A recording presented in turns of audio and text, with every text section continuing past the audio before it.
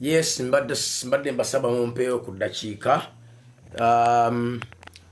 Yita omuntu munno, ero program tugenda gikololwayo n'enkya. Yita muntu munno, yitayo omuntu, sharingako n'omuntu, teekako ettaala eyo wakati. Obeeko gw'ogamba asembere kumpi, ngenda kwogera ku birooto.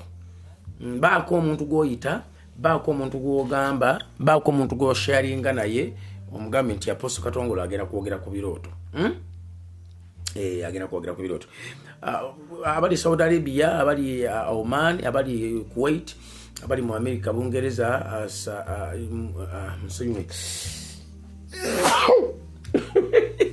munsonyiwe akantu kangude mu nnyindo.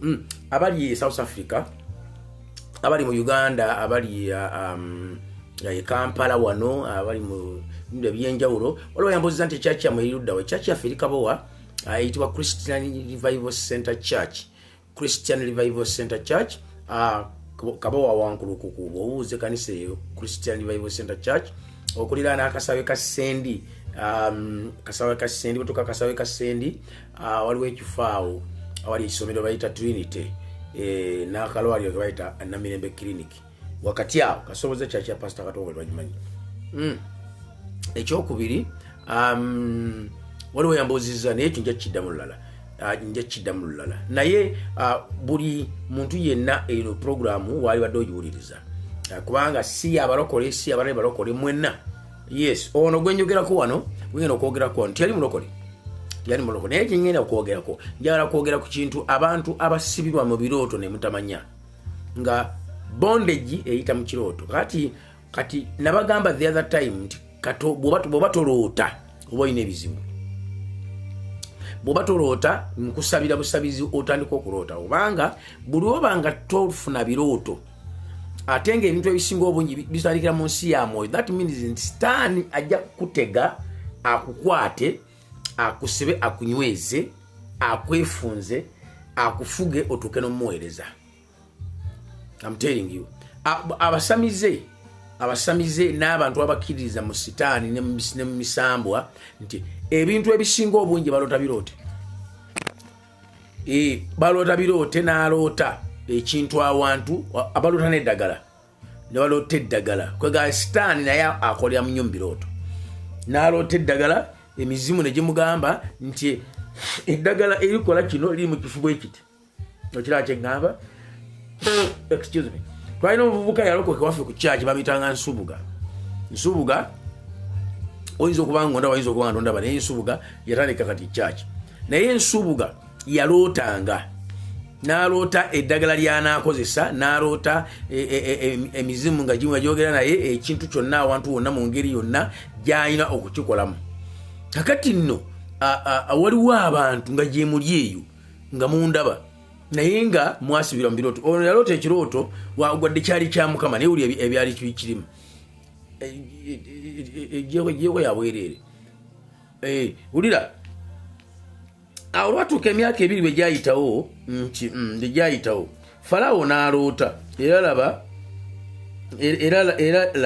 yali ayimiridde ku mugga, era laba nti mu mugga ne muvaamu ente 7 ennungi era ensava, era ne ziddirira nti ne ziriira ku mabbali g'omugga, era laba ente endala 7 ne ziziddirira ne ziva mu mugga, mbi nkovu, ne ziyimirira ku mabbali g'omugga awali ente endala, n'ente embi enkovu ne zirya ente ensava ennungi. Ensava ennungi nti kale Falaawo n'azuukuka. Bwe yazuukuka n'agamba nti kibadde kirooto. Akati olaba ekirooto nga kirimu obusibe n'okusumululwa. Owulira? Ekirooto kya Falaawo kyalimu obusibe ate n'okusumululwa. Waliyo abantu eyo nga muloota ebirooto ne mubiddingana. Waliwo abantu eyo nga oloota ekirooto, bwe ekirooto ekyo bw'okiroota ne wabaawo incidents. Nga buli woloota ekirooto ekyo either ofiirizibwa ogobwa ku mulimu. Waliwo abantu bwe batyo nga obusibe bwo buli mu kirooto, obusibe bwo bujjira mu kirooto, ng'olunaku lw'olirekerawo okuloota ekirooto ekyo lw'ogenda okusumululirwa ddala. Kwegamba nga Katonda lwali kuyamba n'akuggyako ekirooto eky'engeri eyo, olwo olunaku lw'ogenda okufuna deliverance y'obulamu bwo. Abalala mukimanyidde ddala, oloota omusajja nga yeegatta naawe, ate nno munnange kiyinza okwewuunyisa nti teyeegatta beegasibwe naawe, naye wateeka okubanga waliwo link nti ofunye omusajja oba omuntu ali afunye interest mu ggwe, kati n'oloota oli nga mwegasse oba nga mulina abantu we muli nga mukola oba romancing oba whatever, nti olumala okumuloota oyo, olumala okumuloota ebintu nga byonooneka. Njogera n'abantu nga wasibirwa mu kirooto, nga obusibe bwo tebuli walala, omuntu eyakukola ekintu oba ekintu ekikuliko nga kitambulira mu kirooto. Nga buli oloota omusajja oyo nga yeegasse naawe, oba buli oloota ekisolo ekyo nga kyegasse naawe, oba nga kikusemberera okwegatta naawe, kubanga abantu abamu muloota mu ngeri ezifaanana, waliwo abaloota ng'oloota okukolera ddala sex n'ekisolo oba n'omuntu oba n'ekikojjaawo oba ne boyfriend wo owedda, kati oba busibe. Omuntu aloota ebintu ebifaanana bwe bityo kiba kizibu nnyo okufuna omukwano ogwa ddala, strong relationship. Ng'oloota ensolo nga zeegasse naawe, n'oloota oba boyfriend wo gwe wakyawa, oba n'oloota omu ku barelative, oba n'oloota omusajja yenna, oba n'oloota omuntu oba omuzimu, kati nga ekintu ekyegasse naawe nga tokitegedde. Waliwo kubanga omuzimu gujja n'otategeera ani, kati oguba muzimu direct. Kankiddemu, waliwo okubanga ekintu ekikujjidde tokitegedde, guba muzimu direct. Kati waliwo ate emizimu egyambala nga gyambadde bantu bamu famire, oba kojjaawo oba taatawo oba omu ku baganda nawabira mukazi, waliwo nabaloota nga yeegata n'abakazi. Ensolo, embwa kyeŋŋamba ng'embwa, embizi, ebisolosolo. Mu nsonyi waliwo akantu akansiwa mu nnyindo naye kajja genda ekirala kyeŋŋamba ebintu nduwe bityo. Kati buli lwoloota ebintu ebyo kiba kitegeeza nti gwe obusibe bwe buli mu nsi ya mwoyo, oli musibe mu nsi ey'omwoyo. Waliwo abantu abamu nga gwe bakusibira mu famire, waliwo abantu abamu nga bakuloga buluzi, waliwo abantu abamu nga naye nga obusibe bwo babusindika nga buli mu nsi ya mwoyo. Oba njogera mu nsi ey'omwoyo kitegeera kyetegeeza mu nsi ey'omwoyo nti nga gwe omuntu mufo kyokukola eddogo n'ayiteeka mu kiswa, mufo kyokukola eddogo n'ayiteeka mu mazzi, mufo kyokukola eddogo n'ayiteeka awantu wonna mu kintu kyonna, ti gwe yasindika busindisi muzimu mu nsi ey'omwoyo, nga gwe buli lwebaka bwoti n'ova mu nsi eno ey'oliwo osisinkana n'omwoyo ogwo mu nsi ey'omwoyo, ng'obusibewo buli mu nsi ya mwoyo. Waliwo abantu abamu abandaba olwaleero nga okutuusa nga ali kusabira ng'ali kusabira oli musisinkana mu biseera wootera okujjirwa ekirooto ekyo. Ateeka okuba nga ali kusabira mu kiseera wooterwa okujjirwa omwoyo ogwo oba ekirooto ekyo wootera okirootera. Toloota birooto bulosi n'osuulaawo. Nabagamba the other time nti waliwo abantu abatalootera ddala, gw'oli bubi. Kubanga bw'obanga toloota bya Katonda, kakati ate nga n'ensi ey'omwoyo terina kintu kyonna kyeraba okulaba okw'omwoyo nga tolina kyolaba, kati ate gwe simanyi bwenakategorizinga. I don't know how we can categorize you, kubanga oteekeddwa okuba kale wakiri ng'oloota ebya Mukama.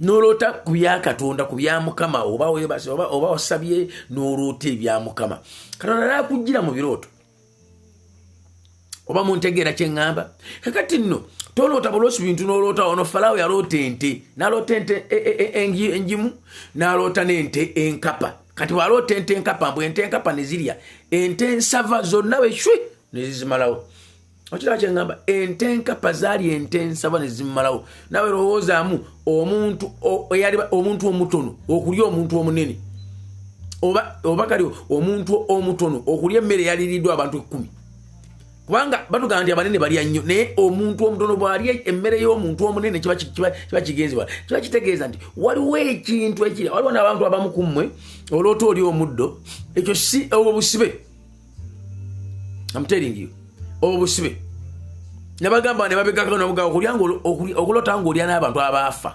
obusibe okulota webase ne brother wo oba sister wo oba okulota nga webase n'omuntu gw'otategeera omuntu gw'otamanyi ne bw'oba mumanyi kiba kitegeeza nti mu nsi ey'omwoyo olina obusibe okira kye ngamba kiba kitegeeza nti olina obusibe era abantu abafaanayo batyo kiba kizibu nnyo okufumbirwa kiba kizibu nnyo okufuna ssente kiba kizibu nnyo kubanga waliwo okubanga eba kitegeeza nti waliwo ekinywa amaanyi go waliwo ekiri amaanyi go waliwo ekikutwalako amaanyi go ngira ng'omuntu apurayinga sex bwavayo ng'akooye ekirala kitwala amaanyi ga muntu oli okufuna kyayagala mbamba mupurayinga sex kintegeeza kiki nti oba opurayinga sex amaanyi go gonna gatwalibwa that's why oluvannyuma olw'okupurayinga sex olya ng'okooye okiraba kakati ekyo ekijja ne kibabaka nawe mu nsi ey'omwoyo ne kijja ne kyegatta naawe kiba kitegeeza nti kikutaddeko oguntu ogusiraanya oba 100% sure nti osobola okusiraana kubanga kiba kikukutte eri mu nsi ey'omwoyo omanyi teri kintu ku nsi Katonda kiyateekamu maanyi n'amasannyalaze kusinga sex tekiriyo omuntu asobola okulya emmere nasigala nga akyayagala naye omuntu abaza okupurayinga sex aba takyayagala natayagala namukoonako naye amaanyi gaba akozesezaawo era agawulira omusajja agawulira n'omukazi agawulira kati ekintu kyonna ekikutwala ekyegatta nayo mu nsi ey'omwoyo kiba kizze kukunywa mu ngeri enkyamu mu ngeri embi era bw'obanga olina ebiroto by'olota nga weegatta n'abantu weegatta n'ensolo osula owankawanka waliwo okubanga tiweegattidde ddala naye ng'owankawanka kwegamba ng'oli in process ey'okukola ekintu ekyo kati gwe dduka misinde tukusabire mu linnya lya Yesu bw'obiroota tosirika busirisi omwoyo ogwo gujja n'ebintu bibiri ebiri so strong one gwe mwoyo gw'emisiraani n'obwavu kubanga gujja ne gukunywako ne gukutoolako tu gujja n'omwoyo gwe bayita baguyita kawuula obutafumbirwa relationship pyu kubanga guba gwakuwasa mu nsi ey'omwoyo ate ejja emyoyo gitegeera ku sikero ya myoyo emizimu tegitegeera ku sikero ya ku nsi gitegeera ku sikero ya mwoyo nti Katonda buli kintu kyonna yasooka kikola mu mwoyo okitegeera buli Katonda kyolaba kyeyakola ku nsi yasooka kikola mu nsi ya mwoyo kakati jjo olw'okuba nti gyopaletingira mu nsi ya mwoyo kati gitegeera nnyo bye gikola nti kasita gukolako ekintu mu nsi ey'omwoyo agoyinza okuza nti akikomye bukomye eyo mu mwoyo kyoba olaba nga nono yaloota ekirooto Farao musuleyana mwemu n'alonda nti akirooto bulooto kumbe is a spirit era singa yasirika busirisi n'atagenda mu maaso to dig to see what was that yali gudde mu katyabaga katalabangako kubanga kadijja emyoyo yali maze okutegeka obusibe mu nsi ey'omwoyo obusibe butya nti emyaka 7 gyali gyakyengera kyokka ng'emyaka 7 egiddako yejojjo gyali janjala dawe bali gudde mu njala nga tebategedde bali gudde mu njala nga tebategedde nga Sitaani ategese obusibe mu nsi ey'omwoyo oba bali batwalidde emyaka emirala nga 14 okurikavalinga I'm telling you singa bino ebintu bino ebiriwo olwaleero kino ebiro COVID-19 and whatever singa Katonda yali atuyambye nange waamu sijja gamba nti abala kubanga omwaka before COVID-19 fenna abasinga obungi abasinga omungi balagula ne bagamba nti omwaka guno Katonda agenda balagula ebintu ebinene ebyamaanyi ebiyitirivu. In fact let me say nti omanyika mbabuli ekintu kimu Katonda bwe muba temufuddeyo kumubuuza biki ebigenda okubaawo omwaka ogujja ow'omwezi oguddako oba naki ne mutafaayo nnyo ne mubanga hope yammwe eri ku positive word positive only ne Katonda abaleka ne mugwa mu dilema. Singa ffenna twali tufokasinze nti Mukama kiki kyolaba mu maaso, Mukama kiki kyogamba mu maaso, Mukama kiki ekiri mu maaso, osanga twalitegedde nti omwaka guno emyaka nyina gigenda okuddako gigenda kubeeramu ekizibu ekitabangawo. Naye ffenna tuli ku positive life. As we know that we have to preach positive life. That's why all of us buli musumba yenna mu nsi yonna tuwayona yatunula obaani bonna baali closed. Ensi yaabwe moyo yeewo yali nzigale nange waamu ensi ku lwolo saagitegeera ne tugwa mu kino kye tulimu olwaleero.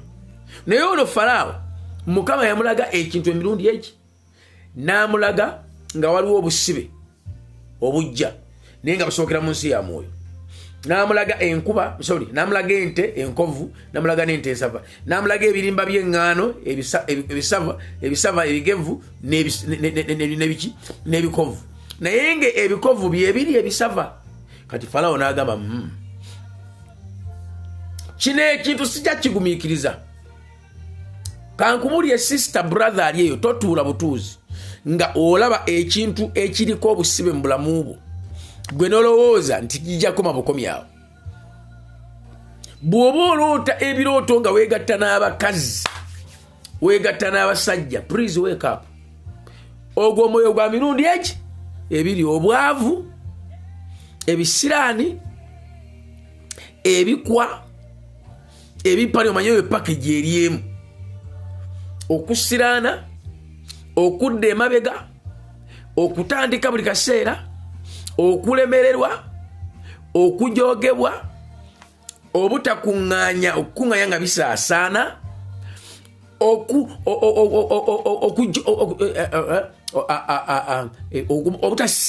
obutasinga oba olina gwowooza naye n'akuwangula.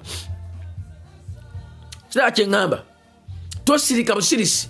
Kati bwe tudda ku sayidi y'okuwasa n'okufumbirwa be olaba abatomera era abamu ku mmwe watomera ne bikunyiwa be olaba abatomera kasita oba ng'oloota ebirooto nga beegasse n'abasajja oba n'abakazi. Oyinza okutomera omuntu omukyamu,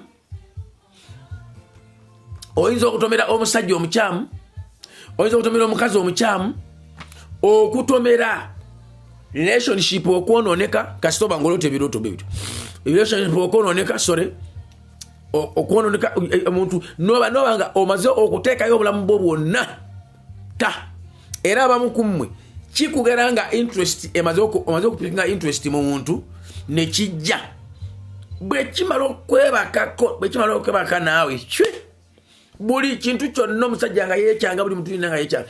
Ate waliwo n'abamu ku mmwe nga wafumbirwa mu bufumbo naye ekintu ekyo ne kisigala nga kikyajja.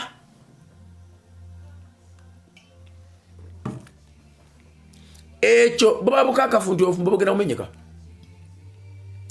Ekyo buba bukakafu nti obufumbo bugenda kumenyeka. Seriously.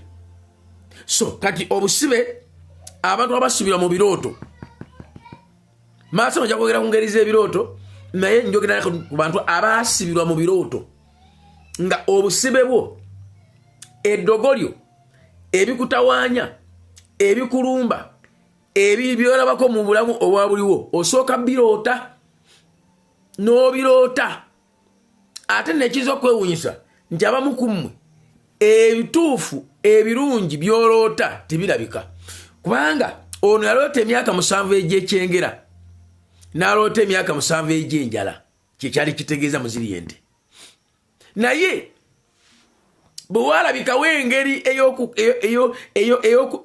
eyokukola ku nsonga eyo emyaka giri 7 egy'enjala gyagenda okutuuka nga balina emmere naye abamu ku mmwe bukyoloota up to today kiki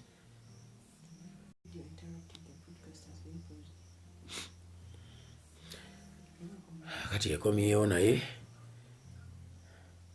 tukomyewo naye simanyidde ddala n'akatono. It was interrupted oba waliwo abadde akuba. Tugende mu maaso. Internet si nnungi nnyo ennaku zino naye tugendera awo bwe tutyo mpolampola. Mbadde mbagamba nti waliwo abantu abamu nga obusibe bwo mu nsi ey'omwoyo buli ku level nnene nti omusajja obeera naye awaka, omusajja osula naye mu buliri, nti naye eri mu nsi ey'omwoyo ekintu kyakukwata. Abo nsanze bangi ekintu nga kyakukwata nga omusajja ono bw'oba webase naye tonyumirwa, kiri bwe kijja onyumirwa. Kati obufumbo buba bugenda kufa. Abalala mumpulirize, abalala emyaka 7 gino ejja Falaawo egy'ekyengera n'emyaka 7 egy'enjala, emyaka egy'enjala gyabikka emyaka egy'ekyengera gyabikka emyaka gy'enjala. Naye abamu ku mmwe emyaka gyo egy'enjala gye gibikka egy'ekyengera, nti bw'oloota ebirungi tobiraba, bw'oloota ebibi byanguwa okutuuka. Kati oba busibe mu nsi ey'omwoyo, obeera musibe nga tomanyi. Okiraba kye ŋŋamba? Omuntu akutinyisa atya ennyonyi n'akugjawo n'akutwala e Dubai oba mu Amerika oba e Bungereza n'atuuka eyo n'akwefuulira. Kikinkose kabisisi. Owulira? N'akulinyisa ennyonyi n'akutwala mu Amerika oba mu Bungereza oba South Africa n'atuuka eyo n'akwefuulira. Oba busibe mu nsi ey'omwoyo. Naye emirundi mingi ebintu ebitera okubaawo nga waliwo n'ebirooto by'ezooloota ebitegeeza obusibeyo mu nsi ey'omwoyo. Okiraba kye ŋŋamba? Kiyinza okuba nga ekintu ky'oloota kye kimu naye nga kijjira mu ngeri za njawulo. Omuzimu ne gujja ne gwegatta naawe. Omuzimu ki kyentegeeza? Ye muntu gw'otategeera. Taliiko mutwe, tomulaba bigere, naye owulira buwulizi ng'ekintu kikuliko. Era ng'owulira oling'angaanira omuntu oba si ekyo n'olaba ekisiikirize, ogwo guba muzimu, guba guzze direct. Kati emizimu egimu gyambala bantu, boyfriend wo gwe mwakyawagana naye, oba omufu nja genda mpolampola nzija nsima mpolampola. Bw'oloota kino kitegeeza ki? Bw'oloota kino kitegeeza ki? Kubanga dream program mwagimanjiza. Kaakati njagala ogamba abantu abalala bangi bajje bagibeerengako. Okitegeera kye ŋŋamba? Olwaleero njogedde ku busibe mu nsi ey'omwoyo. Luli nayogera ku kuloota saba Katonda akulage, kubanga Amos 3:7, Amos essula 3:7 luga ddala Katonda taliko kyalikola okujjawo nga maze okiraga bannabbi be n'abaweereza be. Kaakati ku obukaaga oluwedde nayogera ku kuloota. Oteekwa okuba nga ensi ey'omwoyo bwebaka eggulira. Kale waakiri oloote ekirooto ne baba tokitegere tukuyambeko okusinga okuba nga ogwawo bugwi, ebibi n'ebirungi ne bikutuukako nga tomanyi. Ebibi n'ebirungi ne bikutomera butomezi. Kikyamu, si kituufu. Waakiri osabe ng'osabira mu kirooto kyewaloose okusinga obusabye nga tomanyi kikigenda mu maaso. Waakiri osabe Katonda nga akuwaddeko ka link k'ebyo by'osabira okusinga ogenda obugenzi omuwaawaalo. Era ffe bwe tugenda okunoonya Katonda tulina system ofuna ekiseera ne webakako Mukama ayogereko naawe, oba n'obikkula ebyawandiikibwa, oba n'otega amatugo mu nsi ey'omwoyo okuwulira Mukama kikyagamba. Naye olowooza naye nga wagenze mu kusaba tofunyeyo wadde ekirooto, tofunyeyo wadde eddoboozi, tofunyeyo wadde omuntu ayogera naye wadde ekyawandiikibwa. Ovayo ng'oli uncontented. Okiraba kye ŋŋamba? Yes, ffe n'ababuulizi ebyo bitubaako. oluusi oyinza okuba ng'okyasaba mukama n'ayogera nawe ekintu ekyokwogerako oba n'okiroota buluusi oba nekikujjira mu ngeri eyo nawe obeera contented nigenda kwogera message evudde wa Katonda ge makulu g'okulota n'okwolesebwa n'ebirala. So kakati nno mmwe abali eyo abandi abanabagenda okudaba n'abagenda okwezebwa message zino nkubuulira mazima bw'oba toloota waliwo ekikyamu.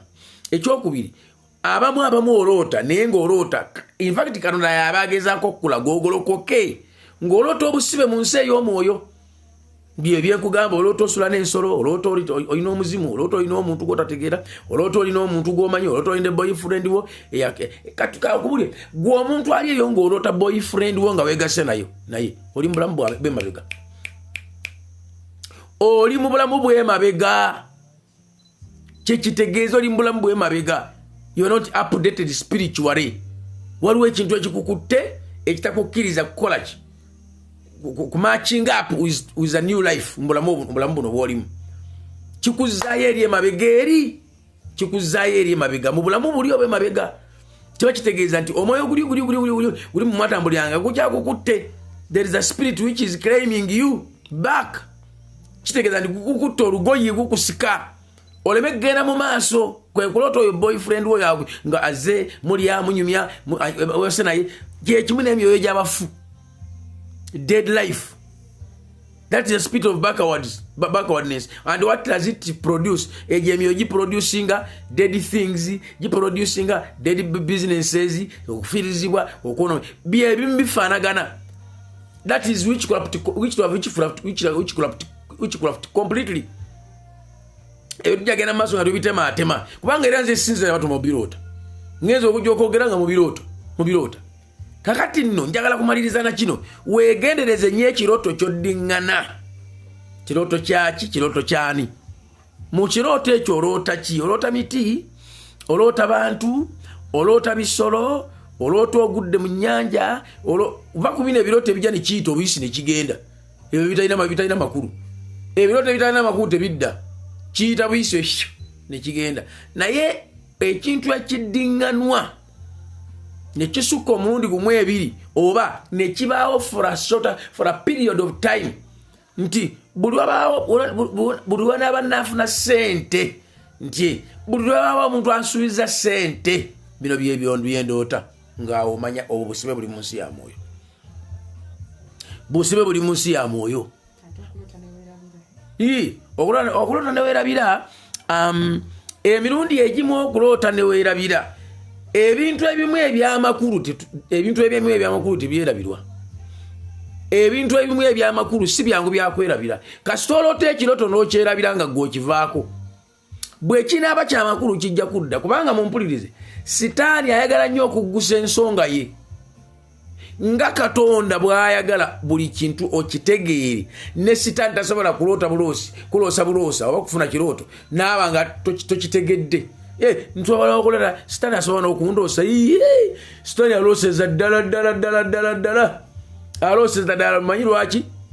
Obwakabaka buli wa mirundi ebiri. Bw'otabeera mu buno obeera mu buli. Bw'obeera ng'okyaliko obusibe kiba kitegeeza nti sitaani yebbirira n'alinnyako eno n'asuulayo keddoozi. Okiraba okulaga nti akyalinayo territory, okulaga nti akyakulambula. Kisobokera ddala. Kakati nno okuloota ekiroto n'okyerabira bw'oloota ekiroto n'ekyerabira gwe kireke. Bwe kinaaba kya Katonda kijja kudda era bwe kinaaba kya sitaani kijja kudda. Osobola okitegeera, osobola okumanya, osobola okifolowinga. Ekyokubiri bw'oloota ekiroto n'oba ng'okijjukiramu bitundu kisabire, saba ogwo guba muzima ogujja ne gubbamu oluusi eby'omugaso. Giba myoyo ejijja ne gibamu eby'omugaso. Saba oddemu okiroote. Sibagambye nti mwebake lwa kuloota naye ate oluusi okuloota Katonda mwayogerera. Ate oluusi okuloota era Mukama mwakulabulira n'otegeera obusibe bw'olira n'osobola okudiiringa nabwo. Nziramu Katonda alabulira mu birooto. Olaba nga Bayusufu yabalabulira mu birooto, abasajja abagezigezi mu birooto, Bayusufu baali ba birooto. Okiraba okwolesebwa Mukama n'alabikira Sulumaani mu kirooto. Ebisinga obungi bya mu kirooto kubanga nabagamba wano the other time naye mbagamba lwaki Mukama akozesa nnyo ebirooto. Akozesa ebirooto kubanga ensi ey'omubiri etawaanya nnyo okugiwuliriramu. naye ensi ey'omwoyo kubanga oba okoze eki oba webase nga oteese owummudde ensi ey'omubiri ekkakkanye kati ensi ey'omwoyo nebaga esigala ekola nobanga mu nsi ey'omwoyo osobola okusigala nga otaayaaya otambula gy'oli makulu gokuba mukama yawera nnyo nga webase kubanga wano mu nsi ey'omubiri otawaana na bino byogera bino biri byogera oyinza obeera mu kyaki nga tosobola kusetolinga naye bwewebaka oba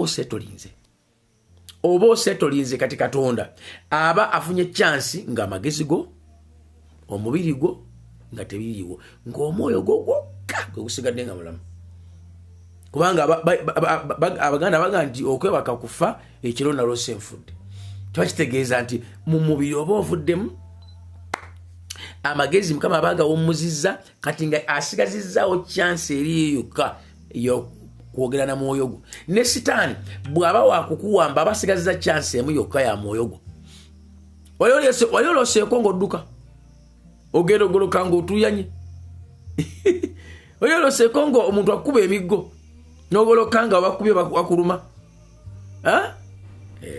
ebinja bigenda mu maaso nkyalina bingi byekubagamba tuli ku birooto tuli ku busibe nyinza okudda enkya n'ekyo kyekimu tuli ku busibe obw'omwoyo mu birooto kitaffe n'omwana n'omwoyo omutukuvu nsabidde buli musajja na buli mukazi aloota ebirooto ebifu kife mu linnya lya Yesu Kristo omwana wa Katonda omulamu kitaffe n'omwana n'omwoyo omutukuvu nsabidde buli ataloota mu linnya lya Yesu Mukama aggula ensi ey'omwoyo asobole okwogera naawe kifutole kikubeeko mu linnya lya Yesu Kristo Munazaresi enkya baako omuntu gw'ogamba tasubwa enkya ku ssaawa 4 ez'ekiro tugenda kuddayo puroguramu ebirooto mu linnya lya Yesu Kristo Munazaresi Mukama abampira omukisa tulabagana enkya ku ssaawa zezimu ssaawa 4 ez'ekiro baako abantu b'ogamba weereza ekirooto kyo oba wakiroota weereza komenti yo baako engeri gy'oyogera naffe mu linnya lya Mukama waffe Yesu Kristo Munazaresi naye bantu mmwe tubaagala